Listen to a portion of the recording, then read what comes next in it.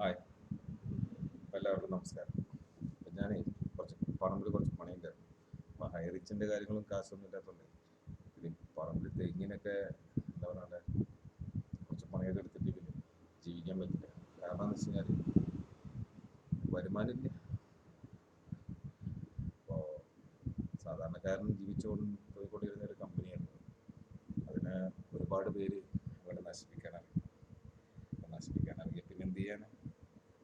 എല്ലാം നമ്മൾ അനുഭവിക്കട്ടെ. അപ്പോൾ അങ്ങനെ പണിയായിരുന്നു. പണി കണ്ടപ്പോൾ അപ്പോൾ രണ്ട് വാക്ക് പറയണം തോന്നി. പറമ്പത്ത് നിന്ന് നല്ല ഓക്സിജനും ആ മണ്ണും ഒക്കെ കിട്ടിയപ്പോൾ ഹൈറിച്ച് എന്ന സ്ഥാപനത്തെ ഒരുപാട് ആൾക്കാർ കൂടി നശിപ്പിക്കാൻ ഇറങ്ങിയിട്ട് എന്താ ഈ ഹൈറിച്ചിലുള്ള ആൾക്കാരാണെങ്കിൽ കുഴപ്പമില്ല. ഹൈറിച്ചിൽ ഹൈറിച്ച് പോയിട്ട് ഹൈറിച്ച് എന്താണെന്ന് അറിയാത്ത ആൾക്കാരാണ്, ഹൈറിച്ചിനെ പറ്റി ഒന്നും അറിയാത്ത ആൾക്കാരാണ് ഈ കാര്യങ്ങൾ ചെയ്തത്. അപ്പോൾ കാര്യങ്ങളൊന്നും കുഴപ്പമില്ല. EDൻ്റെ കാര്യങ്ങളൊക്കെ കറക്റ്റായിട്ട് ചെയ്ത് നല്ല ക്ലിയർ ആയിട്ടില്ല, 100% ക്ലിയർ ആയിട്ടില്ല, നല്ലൊരു സ്ഥാപനമായിട്ട് പുറത്തേക്ക് കിട്ടും. അപ്പോഴാണ് ഹൈറിച്ചിനെ പിടിച്ചെടുത്തില്ല.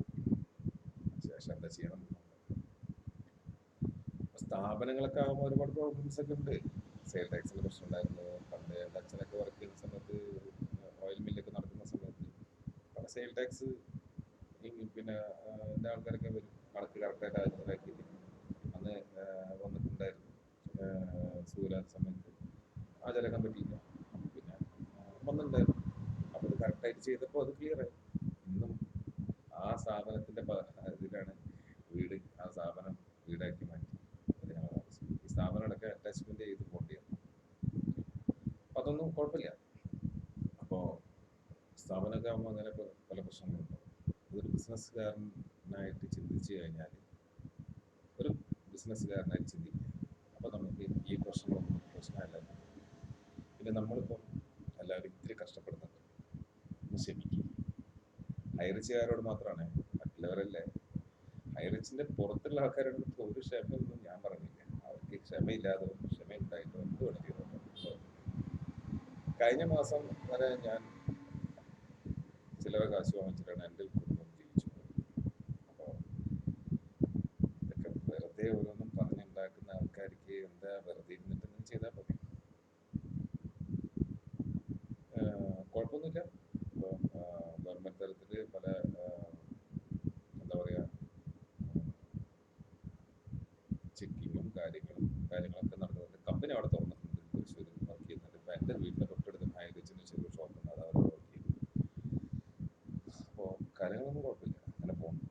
അപ്പോൾ വെറുതെ ആൾക്കാർ ഇങ്ങനെ ഓരോന്നും പറഞ്ഞു കേട്ടിട്ട് നമ്മൾ പെട്ടെന്ന് കേൾക്കുമ്പോൾ ഒരു ടെൻഷൻ. അത് രാവിലത്തെ ന്യൂസൊക്കെ ഞാൻ ടി വിയിൽ കണ്ടപ്പോൾ, ന്യൂസൊക്കെ കണ്ടപ്പോൾ നമുക്കൊരു വിഷമം.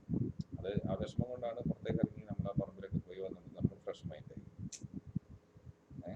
അപ്പോൾ വലിയ പറമ്പൊന്നുമില്ല, 5 സെന്റ് സ്ഥലം, അതിൽ ഇത്തിരി ഒരു 3-4 തെങ്ങുണ്ട്, 5-10 വാഴയുണ്ട്. അതൊക്കെ ഇത്തരം മണ്ണൊക്കെ പോയിട്ട് ഒരു സന്തോഷമായിട്ട് വന്നു, ഫ്രഷായിട്ട് വന്നു. എന്തായാലും നമ്മൾ ഹൈറിച്ചിൽ തന്നെ, ഞാൻ സത്യമായിട്ട് പറയാം, ഞാൻ എന്തായാലും ഹൈറിച്ചിൽ തന്നെ എപ്പോഴും ശരിയായാലും തെറ്റായാലും ശരി.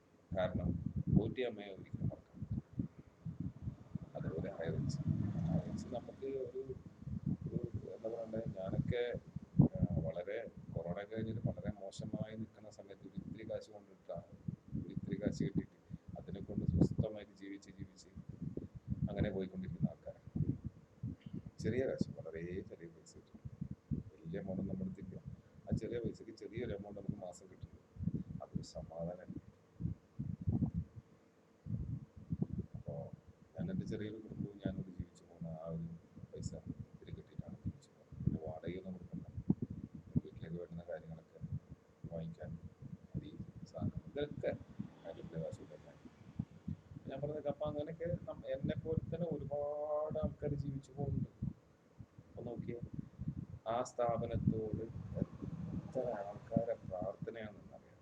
അത് ഏത് മതമായാലും ശരി, ഏത് ജാതിയായാലും ശരി, എന്തായാലും ശരി, എല്ലാവരും ഒറ്റ പ്രാർത്ഥന, ഹൈറിച്ച്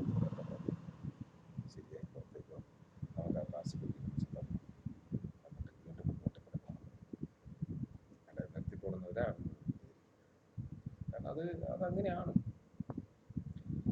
അപ്പോൾ ഇതൊക്കെ ചെയ്യുന്ന മറ്റുള്ളവരോട് ഞാനൊരു കാര്യം പറഞ്ഞു, എന്തിനാണ്, എന്തൊക്കെ ആവശ്യമുണ്ടോ എന്നൊരു ചോദ്യം മാത്രം. അപ്പോൾ എൻ്റെ സുഹൃത്തുക്കളെ ഒരുപാട് നന്ദിയുണ്ട് വീഡിയോ കാണുന്നതിന്. എനിക്ക് നെഗറ്റീവ് കമൻസ് ഒക്കെ വരുന്നുണ്ട്, അതൊന്നും കുഴപ്പമില്ല. അതൊക്കെ നമ്മളെന്നിപ്പോൾ ഒരാളിപ്പോൾ നമ്മൾ നടന്നു പോകുമ്പോൾ ഒരാൾ ഇത്തരം വിളിച്ചു കഴിഞ്ഞാൽ നമ്മൾ എന്ത് ചെയ്യാൻ, അതൊക്കെ പോകും, കാര്യമില്ല. നമ്മൾ പ്രതികരിക്കേണ്ട ആവശ്യമില്ല, നമുക്ക് അവരെ അറിയില്ലല്ലോ, അറിയുന്ന നമുക്ക്. അതുകൊണ്ട് അപ്പോൾ ഇനി ചായ കുടിച്ചിട്ട് ഇത്തിരി പണി വരും, അപ്പോഴത്തേക്ക് ഞാൻ വീണ്ടും വരും നാളെ. Bye bye.